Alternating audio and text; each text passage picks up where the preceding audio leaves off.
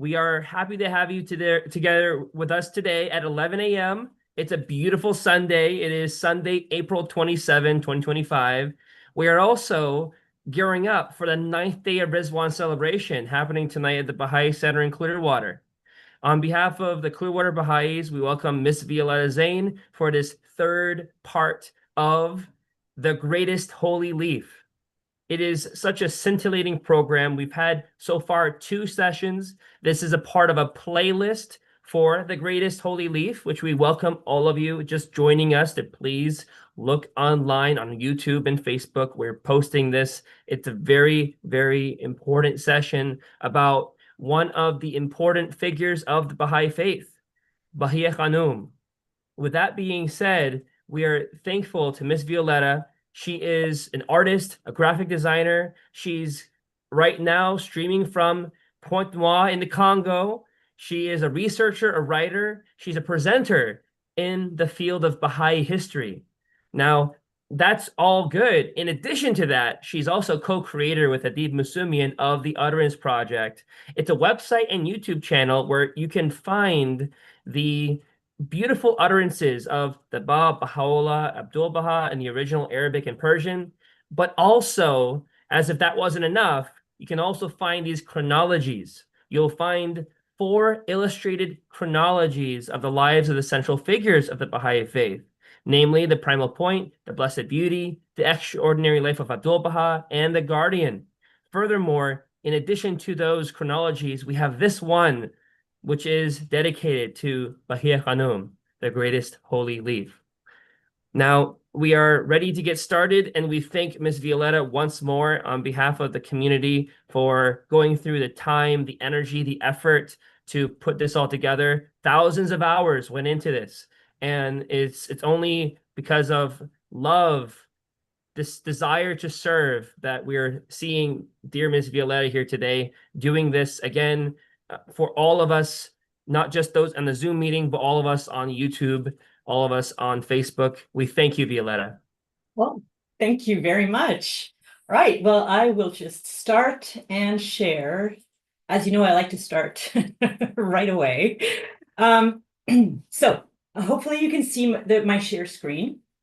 Today is the Greatest Holy Leaf, Part 3, the Center of the Covenant. We're going to look at the 13 years of the beginning of the ministry of Abdul-Bahá. And with this part, we're going to see more and more and more of Bahíyyih Khánum. The first 2 parts, she was a young woman, she was a child, and we didn't have that much, we hadn't had so many testimonies or writings on her behalf. But now things are going to start becoming more and more intense with her participation and her service.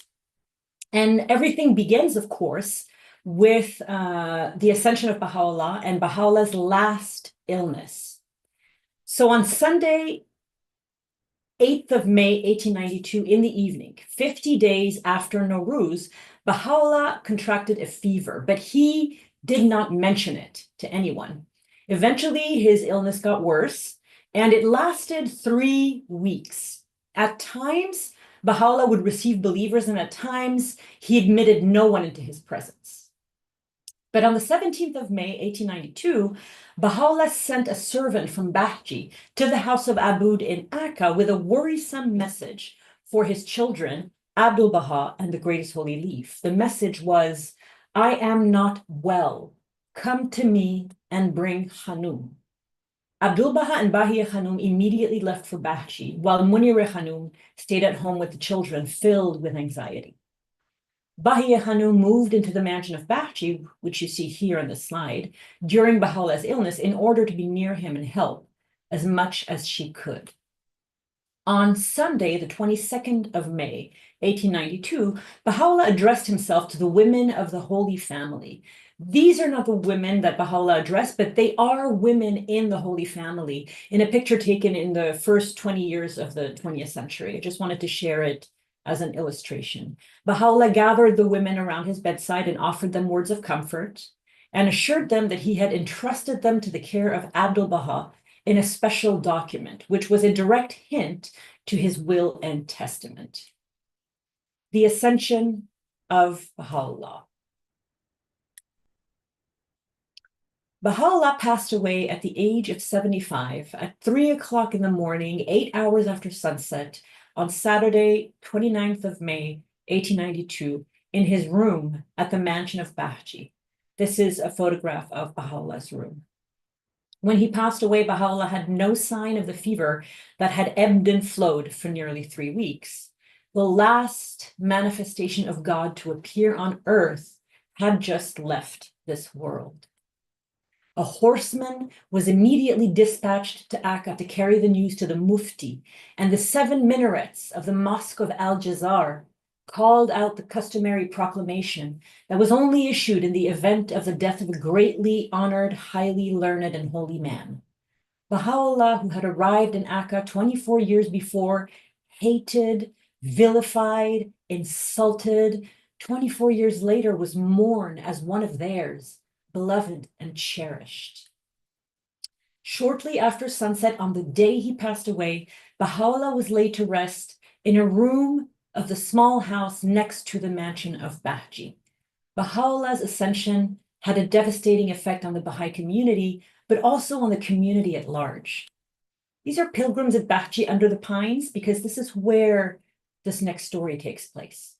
For a full week after his passing, 500 mourners from the surrounding region poured through the gates of the mansion of Bahji.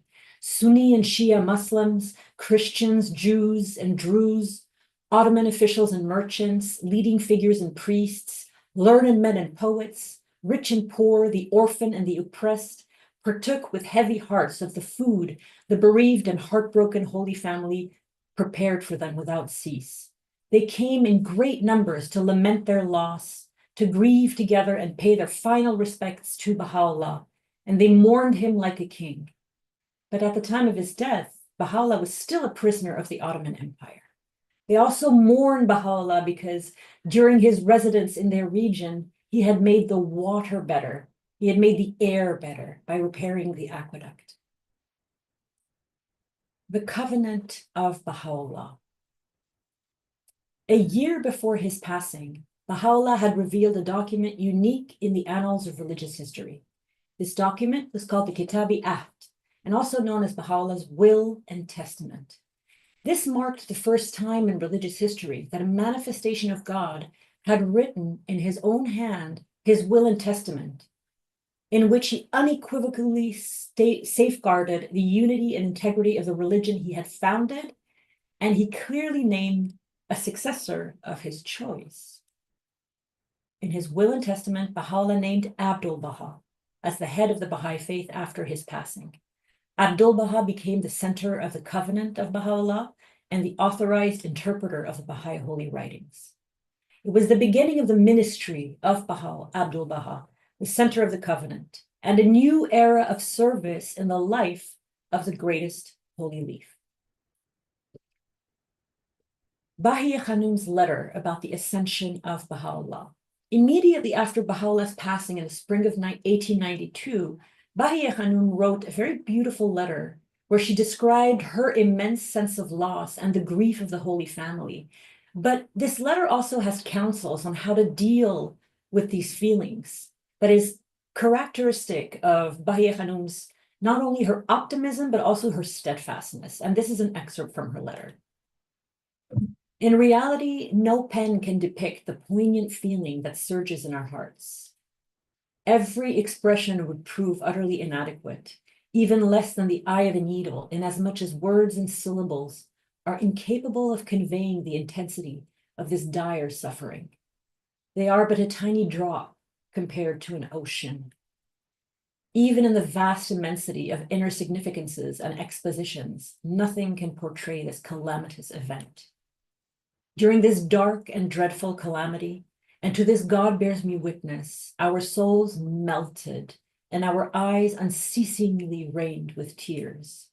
Nevertheless, when faced with the irrevocable decree of the Almighty, the vesture that best befits us in this world is a vesture of patience and submission, and the most meritorious of all deeds is to commit our affairs into his hands and to surrender ourselves to his will.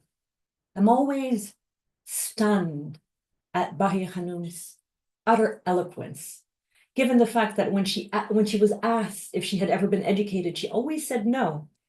But clearly, these are the words of a highly educated woman. 4 years of covenant breaking. The first severe test of Abdul-Bah's ministry was a period of 4 years of intense covenant breaking that were spearheaded by Mirza Muhammad Ali, his own half-brother. Mirza Muhammad Ali's heart was burning with an uncontrollable and soul-devouring jealousy, provoked by what Shoghi Effendi states. These are Shoghi Effendi's words: the admitted preeminence of Abdul-Bahá in rank, power, ability, knowledge, and virtue above all the other members of his father's family. Of course, such preeminence, such superiority caused immense feelings of jealousy in the hearts of future covenant breakers. This jealousy consumed a lot of the other members of Baha'u'llah's family because they couldn't stand the high marks of honor which Abdul-Bahá had received from Baha'u'llah, but was receiving from Baha'is and from the community at large, due in great part to his stainless character. From 1892 to 1896, Abdul-Bahá suffered 4 long years of spiritual agony, during which he would have to seek solace in the countryside of the Holy Land, away from the toxic atmosphere of Akka.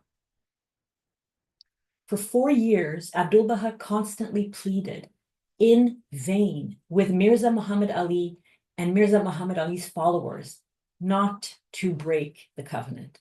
The stress of this prolonged period of crisis placed a great strain on Abdul-Bahá and his family. The greatest holy leaf did her utmost to cheer the heart and reinforce the efforts of Abdul-Bahá, and provided him with a great source of comfort and practical support.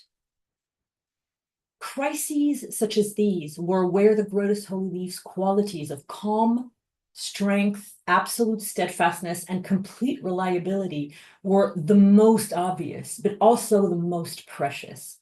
There is no doubt that his sister was a great consolation and a valuable, a precious ally to a constantly beleaguered, bereaved, and besieged Abdul-Bahá. Furthermore, the greatest holy leaf's deep knowledge of the faith, her clear understanding of the covenant, and her unwavering support of its appointed center were strengths that Abdul-Bahá would be able to call upon and utilize in his efforts to protect the Baha'i cause. Bahíyyih Khánum protects the covenant.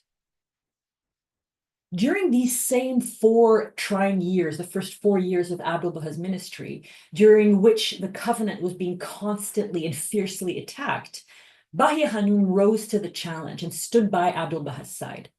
We have very little visibility on the exact range and scope of her role in the faith at that time, but it is clear from her letters that one of the greatest holy leaf's exceptional skills, and something that she would continue to do until the end of her life, was that she was a very, very gifted communicator and a talented, eloquent writer who was able to lovingly, patiently educate Baha'is around the world about the true spiritual nature of not only the covenant, but the station of Abdul-Bahá.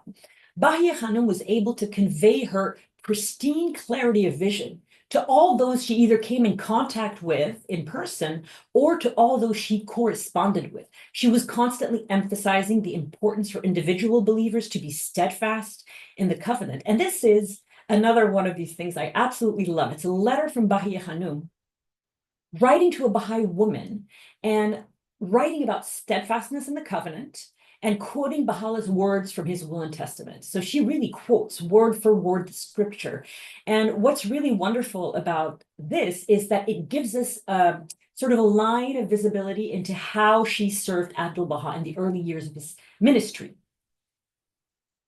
Praised be to God that he hath generally assisted you, that he has graciously assisted you to remain faithful in his weighty and irrefutable testament, to cling tenaciously to the hem of the robe of the center of the covenant of God, the all-bountiful, and to fix your gaze entirely upon the luminous face of him whom God hath purposed, that's a quote, and the one, quote, who hath branched from the pre-existent root. Now, Dr. Janet Khan, author of Prophet's Daughter, the definitive biography of Bahíyyih Khánum, estimates that the greatest holy leaf played a decisive role in the Holy Family as well. And these are the words of Dr. Janet Khan. Beyond her participation in educating the believers through her correspondence, it seems probable that the greatest holy leaf would also have worked actively to educate and lovingly guide the members of the extended family who were opposed to Abdul-Bah's appointments in the years before their formal separation from the faith. We see a very active and very crucial role that Bahíyyih Khánum plays. Now I want to tell you a little bit about the beginning of Abdul-Bah's ministry and tell you some pleasant stories. But keep in mind that while these stories are happening, these waves of covenant breaking and opposition to the center of the covenant are still happening. These are positive events, but they're taking place within a larger context of crisis.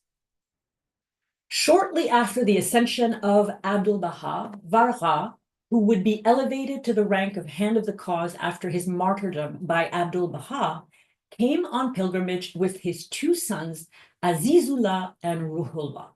Ruhullah was a very, very special little boy, and both Abdul-Bahá and the greatest holy leaf were filled with love for him, but also admiration. One day, Azizullah and Ruhullah were playing in the garden. So all the next images are all images of the gardens of the mansion of Bahji, where the story takes place. Bahíyyih Khánum called the two boys over to her and they sat down. There were two other young men there, sort of in the periphery, Mirza Badiullah, 25, and Mirza Ziaullah, 28, two of Baha'u'llah's sons from his second wife. The greatest holy leaf asked Azizullah and Ruhullah what they said to people in Persia when they were teaching the faith. Ruhullah answered, "We tell them that God has manifested himself." Wow, Bahíyyih Khánum was very surprised that they would lead with such a bold and direct statement in their first approach to teaching. But Ruhullah explained, "We don't tell this to everybody. We only say it to those who have the capacity to hear such a statement." Curious, Bahíyyih Khánum asked, "Well, how would you know such people?" Ruhullah explained that they had a very simple, straightforward approach in determining if the person in front of them had the capacity to hear about a new manifestation of God. We look into their eyes, and then we know whether we can give them the message. The greatest holy leaf laughed, and then she asked Ruhullah to come close and look into her eyes to see if she had the capacity to hear these momentous words. Ruhullah very seriously sat down in front of the greatest holy leaf, looked straight into her eyes and said, "You already believe these words." Then Bahíyyih Khánum had Ruhullah look into the eyes of Mirza Badiullah and Mirza Ziaullah. Ruhullah complied, looked inquisitively into their eyes. Then he said to the greatest holy leaf with a very sad voice, "They are not worth looking into." Mirza Badiullah and Mirza Ziaullah would both become virulent covenant breakers. 4 years after this story, at the age of 12, Ruhullah would be martyred with his father Vargha in Tehran in May 1896. And this is a photograph of them.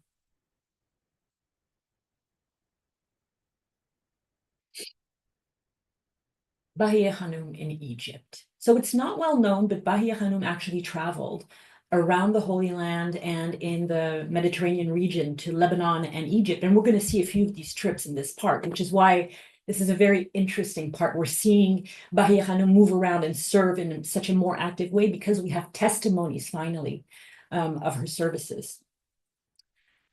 The 2 years following the ascension of Baha'u'lláh, with the covenant-breaking crisis at its maximum within the Holy Family and in the community of Baha'is, took a very huge emotional toll on Bahíyyih Khánum's health.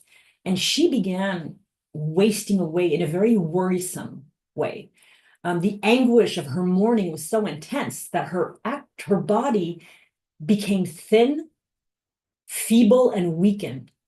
And then the greatest holy leaf started talking about her wish to leave this world. And Abdul-Bahá got very, very worried immediately. He was concerned for his cherished sister's health.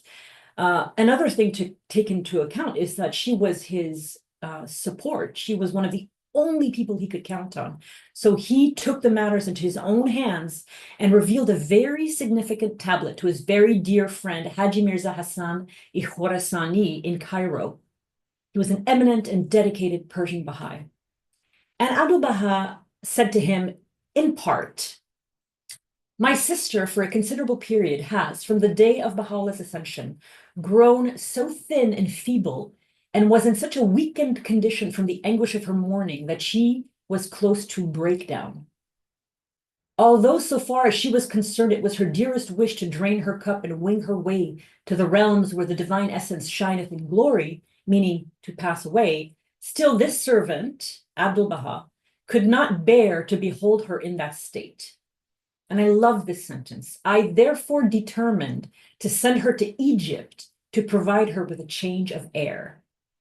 This would be the greatest holy leaf's first trip outside of Ottoman Palestine since she arrived in 1868, almost 30 years before. And Abdul-Bahá, because she was in such a weakened state, made every single arrangement for her journey. Bahíyyih Khánum left the Holy Land for Cairo sometime in 1894. Abdul-Bahá arranged for a very wonderful, dignified place for her to stay in Cairo. This picture of Cairo at the beginning of the 20th century. She stayed in the home of Haji Mirza Hassan Khorasani. Abdul-Bahá informed him of Bahíyyih Khánum's health, and while she was recuperating there, Abdul-Bahá wrote his sister wonderful letters which showed the depth of his attachment and his concern for her well-being. In one of his letters to Bahíyyih Khánum, Abdul-Bahá offers to send additional family members to her to Egypt to keep her company, even offering to send his own wife and Bahíyyih Khánum's closest friend, Munir Khánum, all in an effort, as Abdul-Bahá said it in his letter, quote, so that you will not be homesick. Abdul-Bahá ended his letter to Bahíyyih Khánum with these beautiful words, that thou shouldst spend a few days of peace and rest is my dearest wish. We here, God be thanked, are all enjoying the best of health. The greatest holy leaf's visit to Cairo was wonderfully invigorating. She was instilled with a new breath of fresh air. And one of the things that is going to happen repeatedly in this part, the first 13 years of Abdul-Bahá's ministry, is that in order for Bahíyyih Khánum and Abdul-Bahá to recover from their illnesses that are brought on by spiritual covenant breaking and spiritual illnesses, they have to physically remove themselves from Akka, from the poisonous air of Akka, which is now not just physically poisonous, it's spiritually poisonous.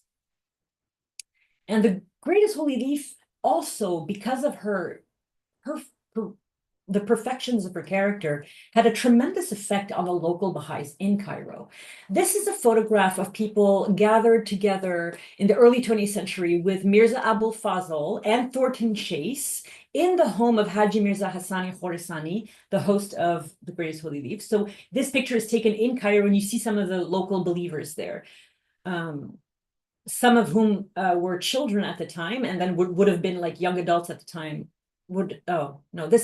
The adults would have been there at the time that Bahíyyih Khánum was there. The believers in Cairo were just filled with joy at having the daughter of Baha'u'lláh in their midst. And the local Baha'is sent Bahíyyih Khánum beautiful letters expressing their love and their humility and begging for her prayers. And most of the time during her stay, the Greatest Holy Leaf responded to their letters in person when they came to visit her. So she would respond to their letters when she saw them. After 5 months in Egypt, Bahíyyih Khánum returned to the Holy Land. It's a picture of Akka. Abdul-Bahá's concern for his beloved sister was a constant in his life. At another point in Bahíyyih Khánum's life, she became ill and bedridden. Smilingly, Abdul-Bahá came to her bedside and said to her, do what you wish, but I have work for you. Abdul-Bahá's brilliant sister. From the beginning of Abdul-Bahá's ministry, almost all the other relatives of Baha'u'lláh were pitted against Abdul-Bahá and Bahíyyih Khánum. This is a photograph in Bahíyyih Khánum's later life of her and 3 of her 4 nieces who lived to adulthood. A lot of the beautiful photographs of Bahíyyih Khánum here are courtesy of the United States National Baha'i Archives, and I'm very, very grateful to them for the beauty of these pictures. In Abdul-Bahá's family, Bahíyyih Khánum helped Abdul-Bahá with Munir Khánum and those of his daughters who were old enough to help. In a Persian letter dated 15th of July, 1932, the day of her passing, addressed to the Baha'is of the East, Shoghi Effendi has a beautiful way of describing Bahíyyih Khánum as Abdul-Bahá's brilliant sister. His brilliant sister. Beyond the relationship of brother and sister, of course, there was a mystical, spiritual bond between Abdul-Bahá and Bahíyyih Khánum. Bahíyyih Khánum's unquestioned allegiance to the covenant and her willingness to sacrifice herself in the service for the faith turned into Abdul-Bahá's most loyal and most able supporter, an unwavering source of wisdom and good judgment. During Abdul-Bahá's ministry, Bahíyyih Khánum would protect the faith. She would act as Abdul-Bahá's competent deputy. She would masterfully manage the affairs of the Holy Family. And she would take on important and surprising roles, such as during the wedding of Shoghi Effendi's parents. This is a photograph of Shiraz, where Shoghi Effendi's father was from.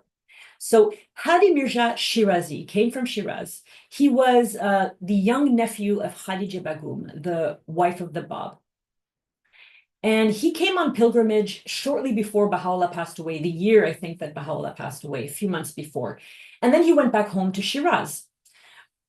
After the ascension of Baha'u'lláh, Mirza Hadim Shirazi and his mother constantly wrote letters to Abdul-Bahá begging for the honor of marrying Abdul-Bahá's daughter, Bahíyyih Khánum. In 1896, Mirza Hadim Shirazi returned to Akka in order to finalize his marriage with Bahíyyih Khánum. Baha'u'lláh during his lifetime had expressed an approval of this union. So he was just here to finally get married. But unfortunately, he arrived in Akka while Abdul-Bahá was 28 miles away, 45 kilometers away in Tiberias, which you see here, the city on the shore of the Sea of Galilee. And in Abdul-Bahá's absence, there was no male head of the household.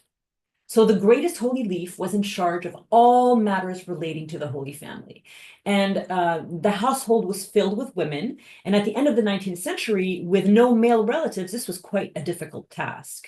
They didn't have as much freedom as men. So the greatest holy leaf wrote to Abdul-Bahá, and she requested his consent for the wedding, which Baha'u'lláh himself had approved during his lifetime 4 years ago. Abdul-Bahá responded from Tiberias, granting permission for the wedding, and he sent additional instructions. He said the wedding should be simple. It should be, because it was very close to the commemoration of the Ascension of Bahala, so it couldn't be very festive. And he revealed a very special tablet in Arabic for the wedding. And this is the mother of Shoghi Effendi, Bahíyyih Khánum, the daughter of Abdul-Bahá. And this is the father of Shoghi Effendi, Hadim Shirazi Afnan, the Bab's nephew by marriage. He was a nephew of the wife of the Bab. So when they were married, this was also the marriage of the future parents of Shoghi Effendi, the future guardian of the cause of Baha'u'lláh. They wed in a very simple ceremony, and it was a rare moment of joy for the Holy Family in these very trying times. Now, when Abdul-Bahá returned, something very interesting happened. And I'm going to tell you the story of the house of Abdullah Pasha and enjoy all the beautiful pictures. Abdul-Bahá, when he returned from Tiberias, arranged to rent the main building of the former governorate of Abdullah Pasha in the northwestern Mujadali neighborhood of Akka.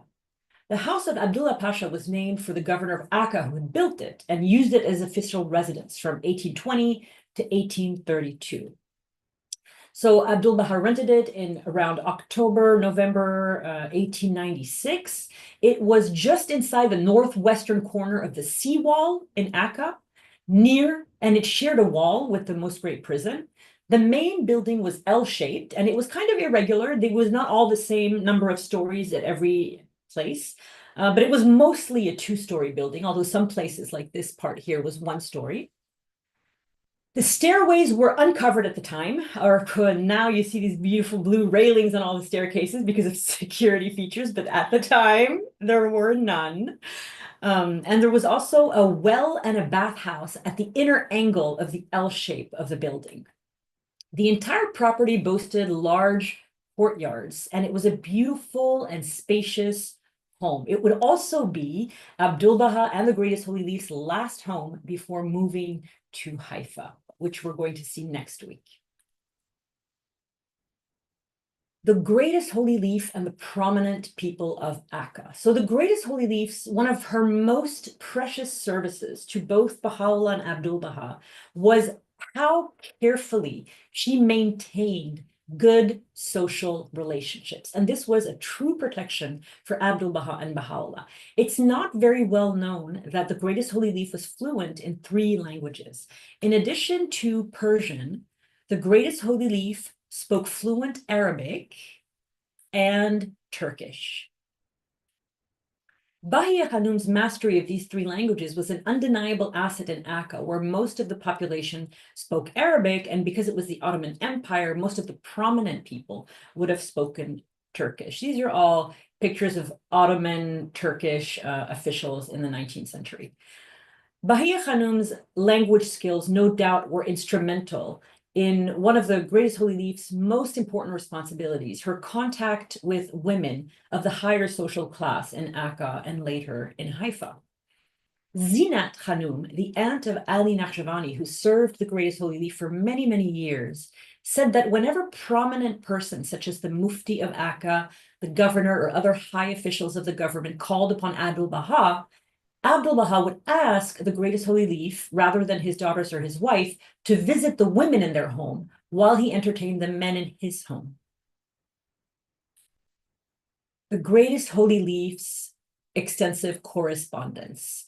Ali Naqshbandi offered recollections of the Greatest Holy Leaf on the occasion of the 50th anniversary of her passing in 1982, and he mentioned something very interesting. He said that the research department, when they were conducting research in the archives to study and review the documents available at the World Center, they found that the Greatest Holy Leaf had maintained extensive personal correspondence throughout her life. And this is all, the 3 images that follow are samples of her writing, through the ministries of Baha'u'lláh, Abdul-Bahá, and the Guardian. The research department found letters written by the Greatest Holy Leaf during the last 6 years of the ministry of Baha'u'lláh, between 1886, the year that her beloved mother Asiyah Khanum passed away, and 1892, the year her father passed away. And likewise, the research department found letters which the Greatest Holy Leaf had written during the ministry of Abdul-Bahá, also during the Abdul-Bahá's 3-year journeys to the West. Now, another aspect of the Greatest Holy Leaf's personality was her capacity to heal, her healing abilities. Khalil Shahidi was born in 1894, and he spent 4 decades in the Holy Land and spent a great deal of time with Abdul-Bahá, the Greatest Holy Leaf, and Shoghi Effendi, and wrote his memoirs. He, his mother, and other siblings were entrusted by Abdul-Bahá as the custodians of the House of Abud. And in his memoirs, Khalil Shahidi talks about the Greatest Holy Leaf's healing abilities. Bahíyyih Khánum used to prepare a simple drop for eye ailments whenever anyone came to her with a problem in their eye. When the drop was administered, their illness would be cured. And Abdul-Bahá, speaking of this eye drop preparation that the Greatest Holy Leaf had the habit of saying, Khanum must apply the drop with her own hands. And to Khalil Shahidi, the point Abdul-Bahá was making was that the reason for the effectiveness of the cure was the Greatest Holy Leaf, not the drop necessarily. But what is interesting about this story is that the only time that Asiyah Khanum is mentioned in the Dawnbreakers is in connection to her preparing an eye ointment for Nabil, who had an eye problem. And it seems very clear that her daughter had inherited her mother's healing abilities. Okay. I want to tell you a little bit about the greatest holy leaf's parrot, which is one of my favorite stories about this section. Zinat Hanum, Ali Naqshbani's aunt, worked in the house of Abdullah Pasha and spent a great deal of time with the greatest holy leaf. According to Zinat, the greatest holy leaf had a parrot. Now, all the illustrations that follow are modern pictures of parrots, not the greatest holy leaf's parrot. And also they are African gray parrots because I don't think they would have obtained any other kind of parrot. But anyway, that was my choice. Bahíyyih Khánum would hold up a mirror to the parrot and she would beckon the parrot to say, Ya ilahi, Mommy, which means, oh my God and my beloved. This was a Persian-speaking parrot. And she would also teach the parrot to say, Shoghi John, Shoghi dear. Early in the morning at the house of Abdullah Pasha, the entire household and the entire Holy Family could hear the greatest holy leaf's parrot crying out in its high-pitched voice, Ya Shoghi John. One morning, Abdul-Bahá was pacing in the courtyard of Abdullah Pasha when the parrot addressed him and said, "Ah," meaning master. So Abdul-Bahá responded, yes. And then the parrot replied, say, Ya Bahá, Ya Bahá. Later, Abdul-Bahá went to his sister, the greatest holy leaf, and told her, Hanum, we were about to give away this parrot, but he bought himself. Now, this is actually a real parrot from Haifa who lived at the Western Pilgrim House during the ministry of Shoghi Effendi. And this parrot's name is Tuti. Abdul-Bahá has led her to Bahíyyih Khánum from Mount Carmel. I said earlier that the scheming and the covenant breaking caused Abdul-Bahá and the greatest holy leaf often to have to leave the poisonous climate of Akka to recover and regain strength. So between November 1896 and January 1897, Abdul-Bahá was deeply concerned by the evil intentions and the constant scheming of the covenant breakers. So for the third time in the early years of his ministry, Abdul-Bahá found himself with no other choice but to retire to the lower cave of Elijah on Mount Carmel in Haifa. Once again, Abdul-Bahá entrusted the affairs of the faith to the hands of his beloved and competent sister, Bahíyyih Khánum, and left for 2 months. And while he was on Mount Carmel, on the cave of Elijah, he wrote a beautiful letter to Bahíyyih Khánum during this 2-month absence. And this letter really opens a vista onto the collaboration and the close collaboration, working relationship, and the deep love between Abdul-Bahá and Bahíyyih Khánum. My sister and beloved of my soul, here on the slopes of Mount Carmel by the cave of Elijah, we are thinking of that most exalted leaf and the beloved and handmaids of the Lord. We pass our days in writing and our nights now in communion with God, now in bed to overcome failing health. And although to outward seeming we are absent from you all and far away, still our thoughts are with you always. I can never, never forget thee. However great the distance that separates us, we still feel as though we are seated under the same roof, in one and the same gathering, for are we all not under the shadow of the tabernacle of God and beneath the canopy of his infinite grace and mercy? Returning in January 1897, Abdul-Bahá arrived 2 months before a very, very happy event. Shoghi Effendi was about to be born. The birth of Shoghi Effendi. This is the room, the upper room in the house of Abdullah Pasha where Shoghi Effendi was born. Shoghi Effendi was born on the first day of the month of fasting, March 1st, 1897, in an upper room of the south wing of the house of Abdullah Pasha in Akka. He was Abdul-Bah's eldest grandson, the son of Mirza Hadim Shirazi and Bahíyyih Khánum, Abdul-Bah's eldest daughter. His name, Shoghi, means one who longs. Shoghi Effendi was the child of prophecy. This is him as an infant. He was the priceless pearl that doth gleam from out the twin surging seas, a quote from Abdul-Bah's will and testament.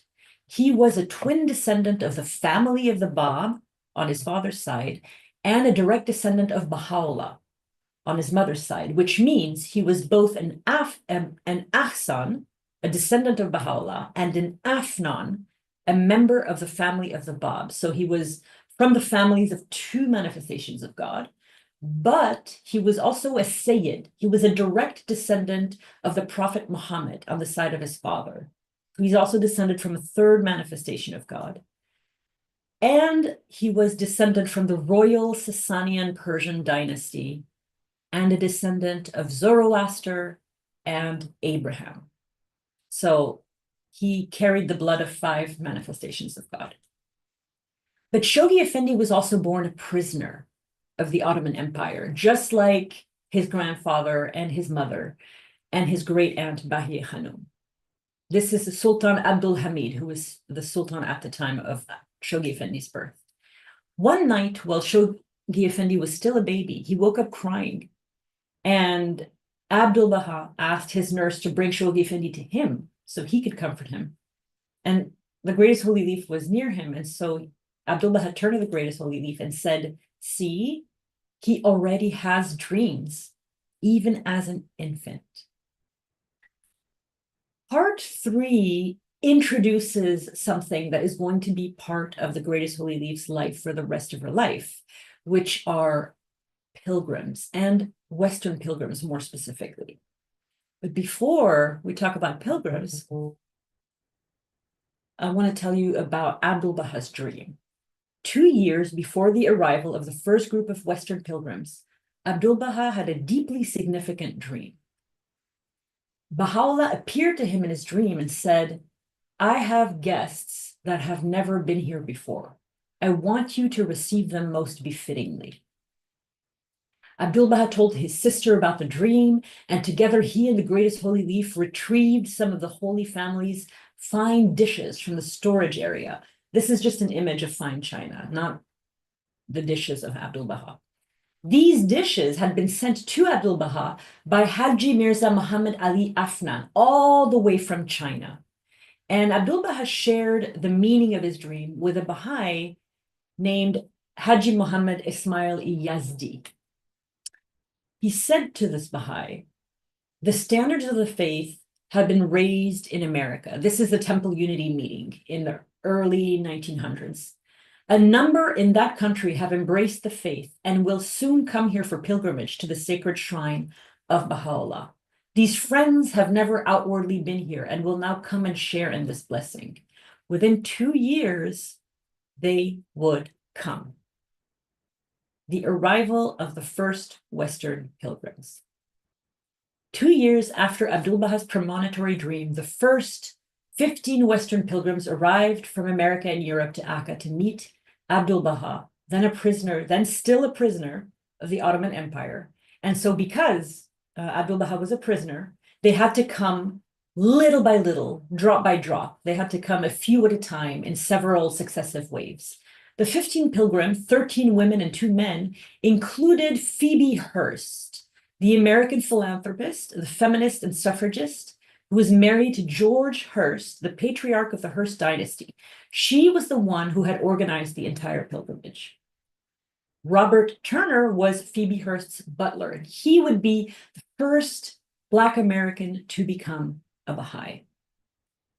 Lua Getzinger was in this pilgrimage as well. She would be the future disciple of Abdul-Bahá, and she was accompanied by her husband, Edward.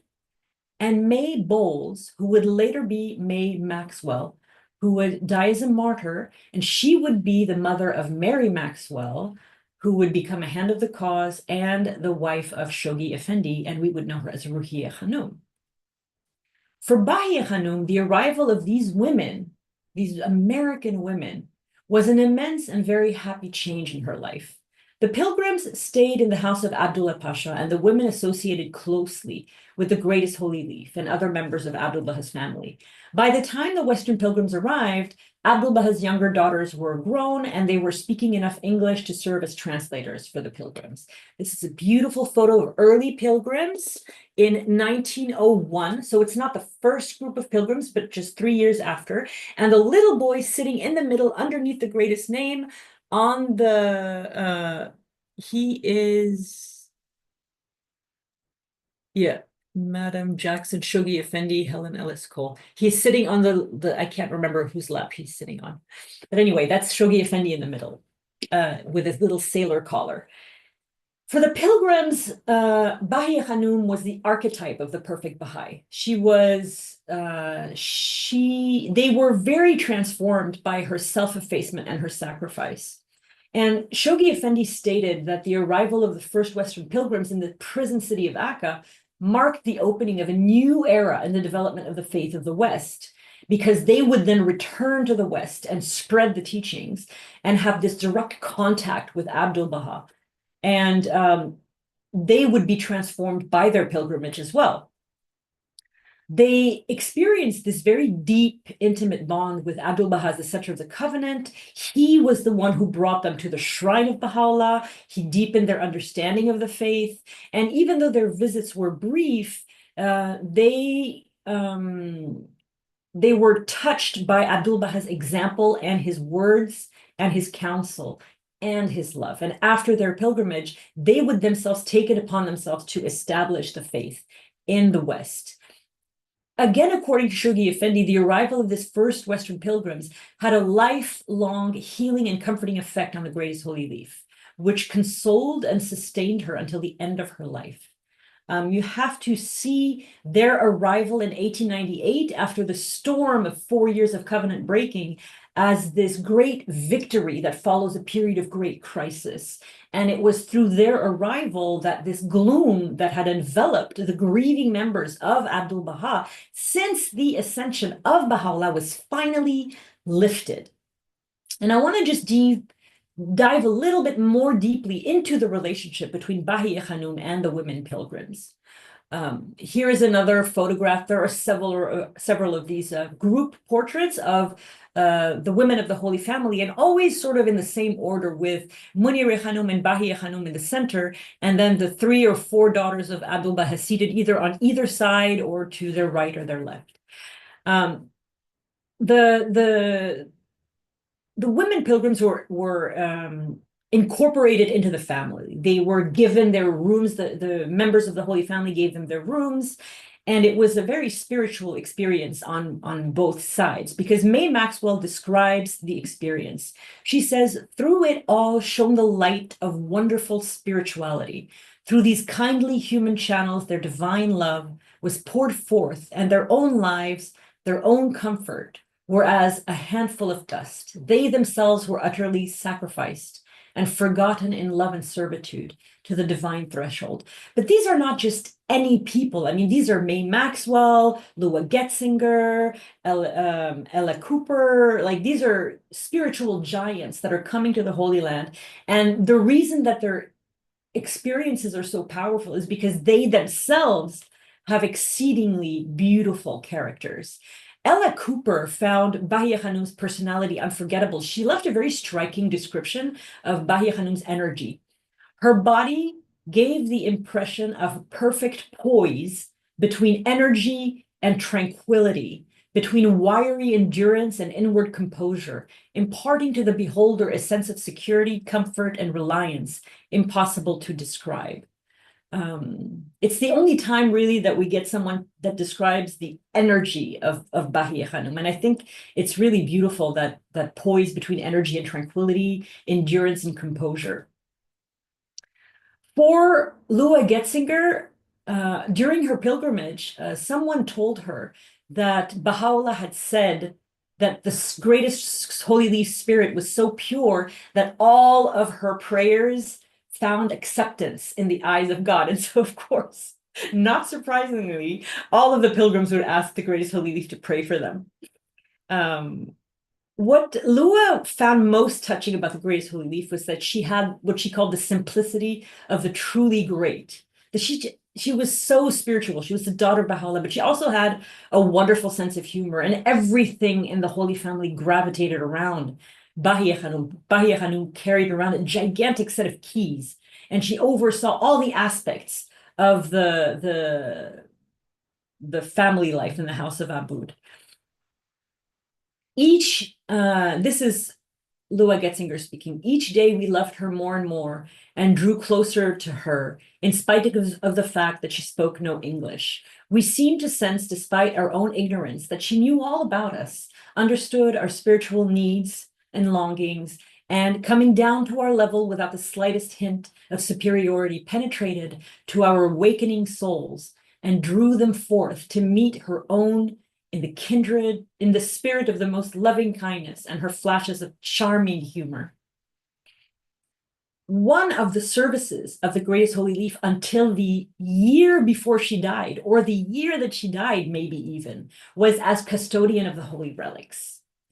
It was a very special responsibility entrusted to her by Abdul-Bahá, and she was watching over the most precious relics of the faith. The photograph of Baha'u'lláh, which was taken in Edirne in 1868 when he was 51 years old, and the painting of the Bab that was done when he was 29 years old, the year before his martyrdom, in Urumiyeh in Persia. And at the time, I don't know, there were no cabinets. These Japanese lacquer cabinets are Shoghi Effendi's initiative when he was designing the archives. And I don't know, I don't think they're kept like that anymore. But so at the time, the pilgrims would enter a room, and before they entered that room where the portraits were, the greatest holy leaf would anoint them on their forehead with a drop of attar of roses herself. And the sacred portraits would be placed on an Eastern type of couch called a divan.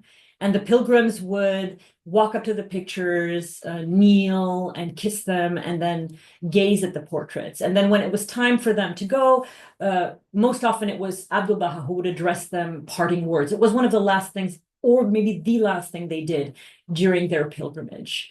But we are going to see 20 years from now, during World War II, Bahíyyih Khánum as custodian of the holy relics. So this is something that it was a very important responsibility, and one that she carried until the end of her life. Another way in which the greatest holy leaf assisted Abdul-Bahá is a very, very unexpected. Now, in 1894, in the middle of the storm of covenant breaking, there was a fresh wave of persecution that was unleashed against the Baha'is of Persia. And Abdul-Bahá ordered the remains of the Bab moved to a new location. So the remains of the Bab were in Tehran, and Abdul-Bahá had them walked on foot from Tehran to Beirut. So this is the approximate route that they took through Iran, and then crossing over to Iraq.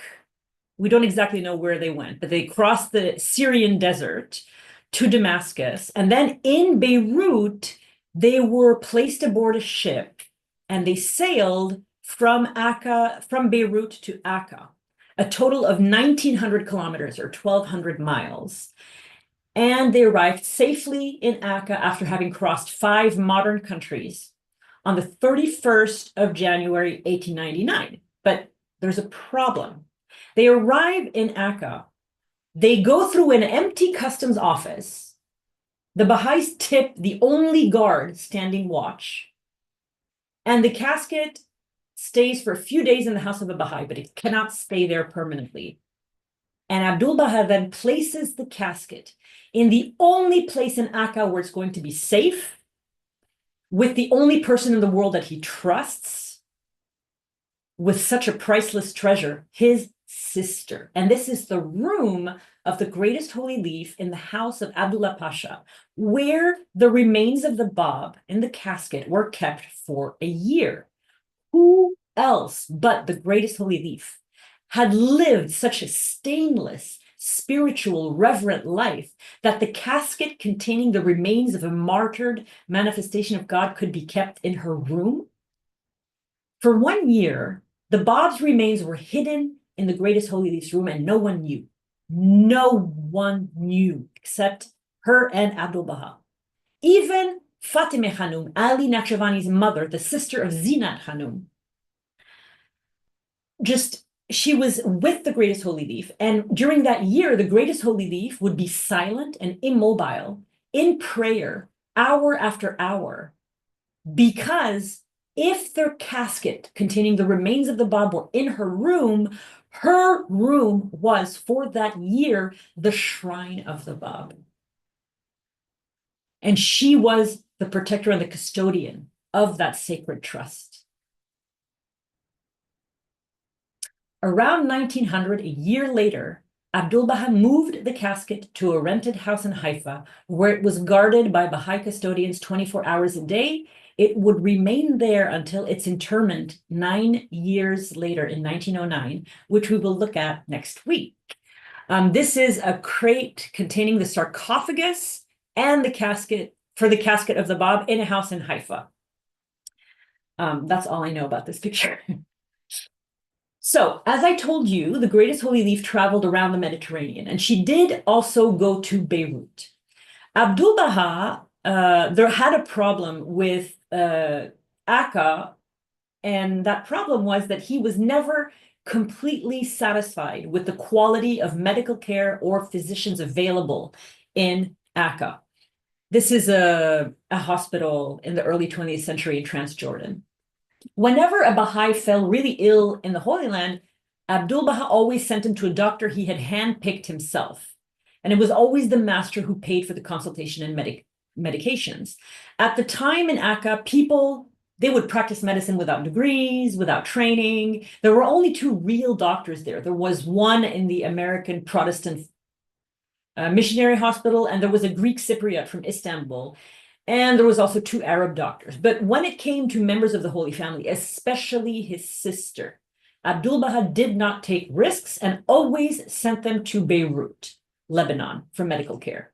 So Dr. Yunus Khan, this is this wonderful gentleman here, he spent 9 years in Akka and wrote a beautiful book called Memories of 9 Years in Akka. Dr. Yunus Khan Afrukte. So he was called to serve Abdul-Bahá in Akka, and Abdul-Bahá asked Yunus Khan to enroll in medical school. So for a number of years, maybe 9 years, he would spend 4 months a year in Beirut to get his medical degree part-time. And all the rest of the pictures in this section are all pictures of Beirut from the 19th century. So 2 months after Dr. Yunus Khan Afrukte, who wasn't yet a doctor, had begun his medical studies. Now mind you, he's just begun his medical studies, and he's in the middle of learning the very, very basics of anatomy and dissection. So the greatest holy leaf arrives in Beirut for medical treatment, and she's accompanied by one of Abdul-Bah's daughters and Shoghi Effendi's father, Mirza Hadim Shirazi. Dr. Afrukte rushes to the home. Well, he wasn't a doctor, but anyway, I still call him that. He rushes to the home of Muhammad Mustafa to welcome the members of Abdul-Bah's family and to pay his respects. And Mirza Hadim Shirazi is nervous and he's very agitated. And he tells him, the greatest holy leaf has been visiting Dr. Debron for the last 2 days, but she's feeling quite poorly. She's experiencing severe dizziness and nausea and asks that you write a prescription and give her proper advice for the condition. Well, Dr. Afrukte was at a total loss. He had been in medical school a grand total of 2 months. So he replies, I have just begun the alphabet of medicine. How can I give any instructions when I know nothing? So Mirza Hadim Shirazi goes to the greatest holy leaf and explains to her what Dr. Afrukte says. Basically, I don't know anything, I'm a student. And he comes back with her very confident reply. Whatever it takes, you must give some advice. It is her wish that you should prescribe medication. Oi, Dr. Afrukte racked his brain. Nothing came to him. Or rather, He was racked with doubt, helplessness, hopelessness, and ignorance, but he wasn't coming up with a treatment. A third time, the Greatest Holy Leaf insisted that he treat her.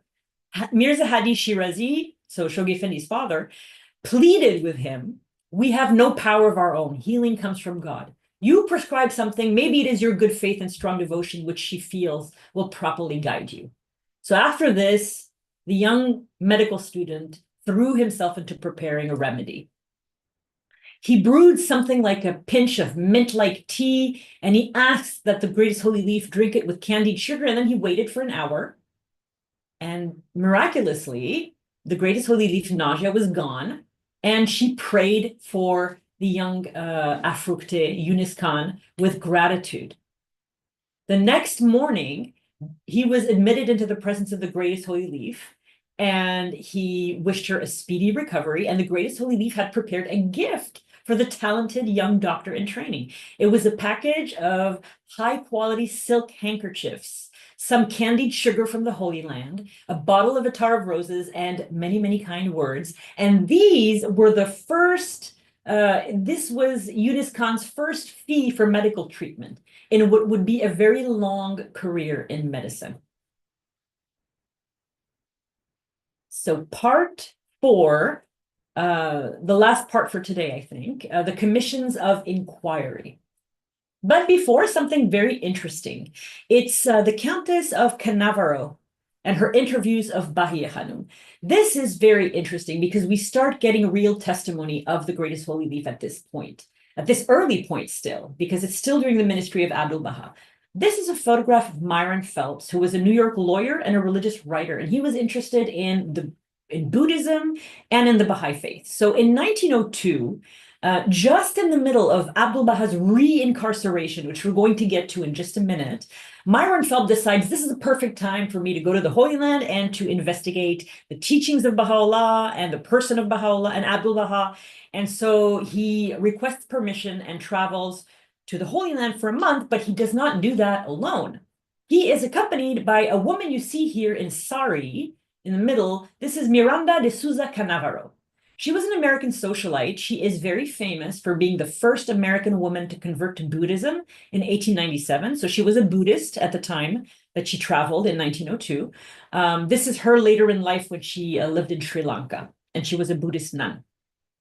Myron Phelps interviewed Abdu'l-Bahá exclusively and extensively. He was the one who interviewed Abdu'l-Bahá, but he could not have access to Abdu'l-Bahá's sister. So Mrs. Cannavaro conducted lengthy interviews of the Greatest Holy Leaf, gathering precious information for Myron Phelps, which he would not have had access to as a Western man and as a stranger to the family.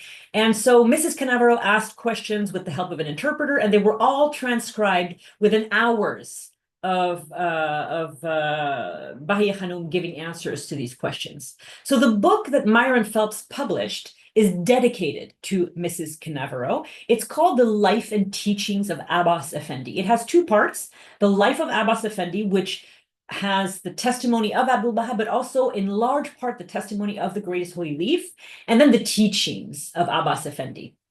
This was the first book ever published about Abdul-Bahá.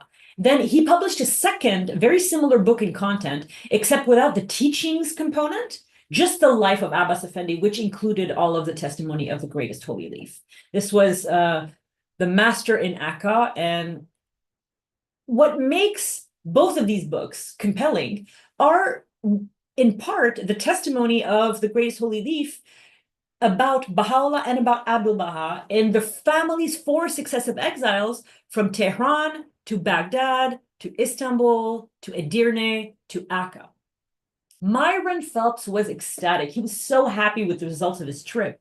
And in his introduction to the life and teachings of Abbas Effendi, what I really like about him is that he really understands the importance of what he's just done. And I think that's really great. This is one of the things he says. This month was one of the most memorable in my life. I made the acquaintance of Abbas Effendi, who is easily the most remarkable man whom it has ever been my fortune to meet. Now, it's very touching that Myron Phelps, even though he was not a Baha'i, never would become a Baha'i, understood the importance of the work that he'd just done, and understood that the Greatest Holy Leaf's testimony was the most precious thing that he'd obtained.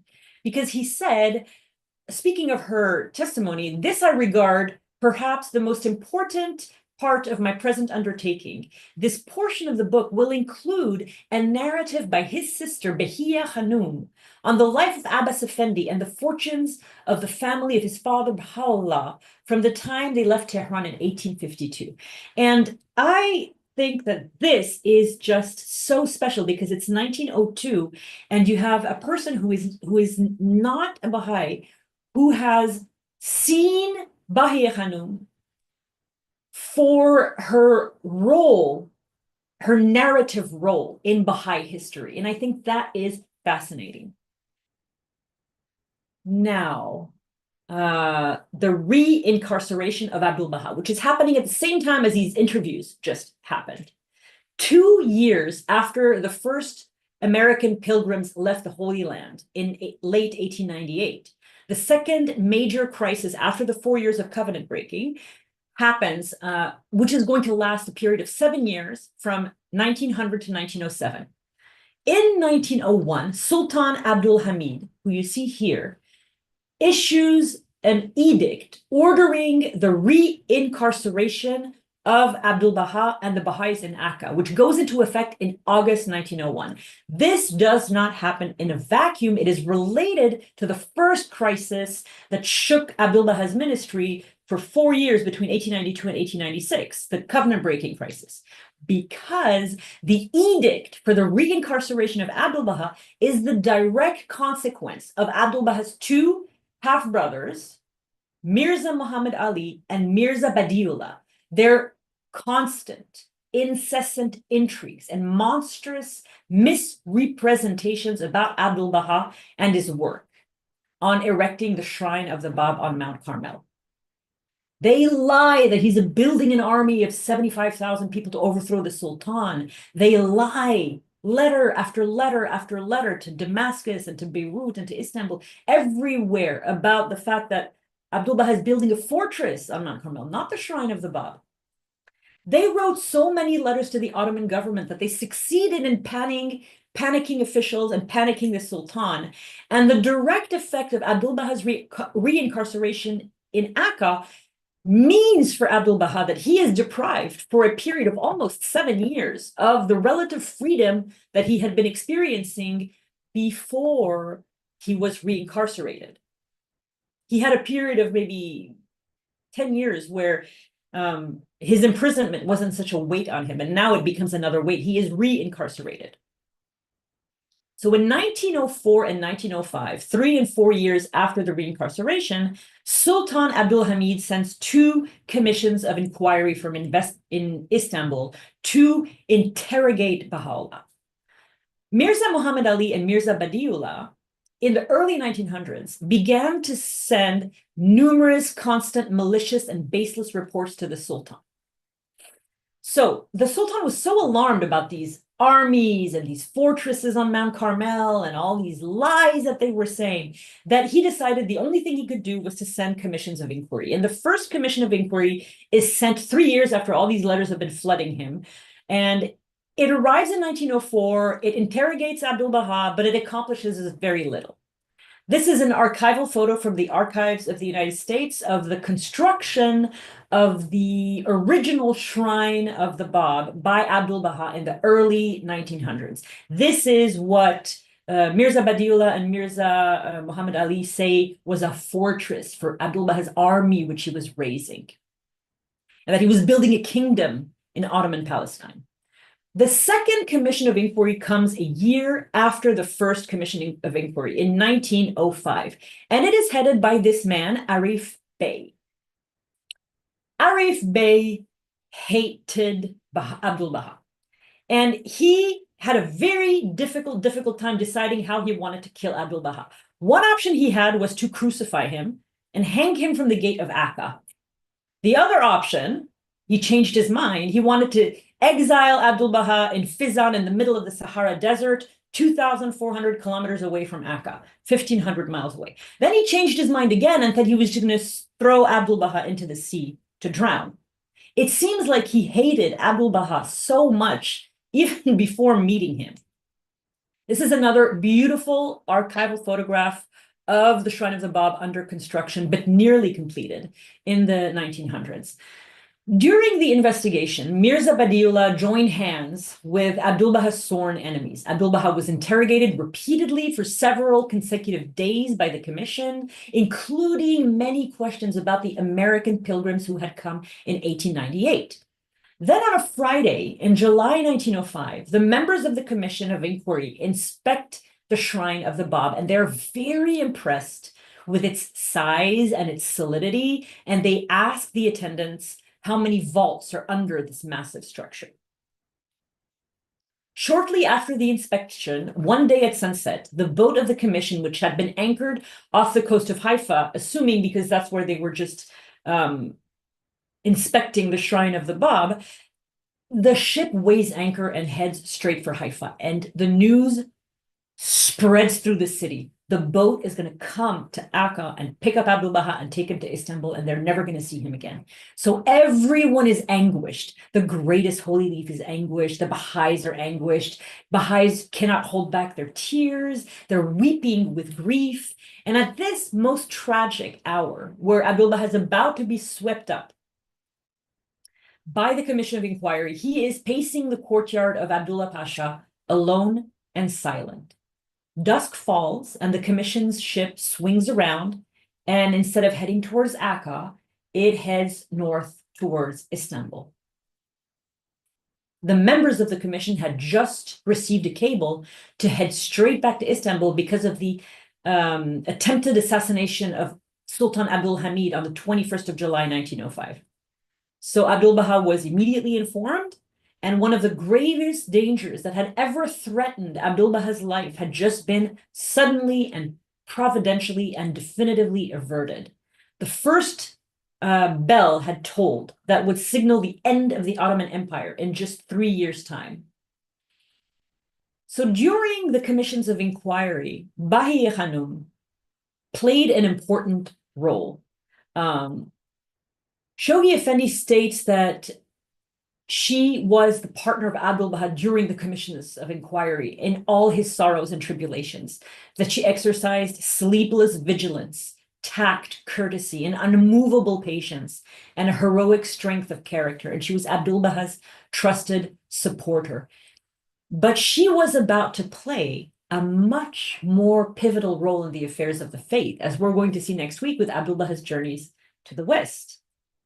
I just want to end very quickly with the fact that it was during these dangerous years of his ministry that Abdul-Bahá wrote his will and testament.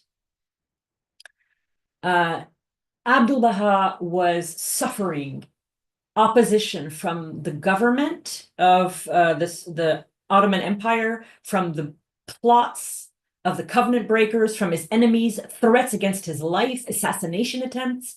And Abdul-Bahá at one point thought he might die at any moment. And because he felt his life imminently threatened, Abdul-Bahá revealed his will and testament in 3 parts between 1906 and 1908. This is a beautiful picture of the original will and testament of Abdul-Bahá, made available to us by the Office of Public Information during the centenary. And during these years, 1906 and 1908, Shoghi Effendi was around this age, and this is when Abdul-Bahá named a boy who was 9 to 11 years old as his legitimate successor, as guardian of the cause of Baha'u'lláh. It was between 1906 and 1908 that Abdul-Bahá instituted the guardianship. Shoghi Effendi later called Abdul-Bahā's will and testament one of the charters of Baha'u'llah's administrative order, and this is the time in which it was revealed. Once his will and testament was revealed, Abdul-Bahá buried it underground, and the only person he spoke to it about was the greatest holy leaf.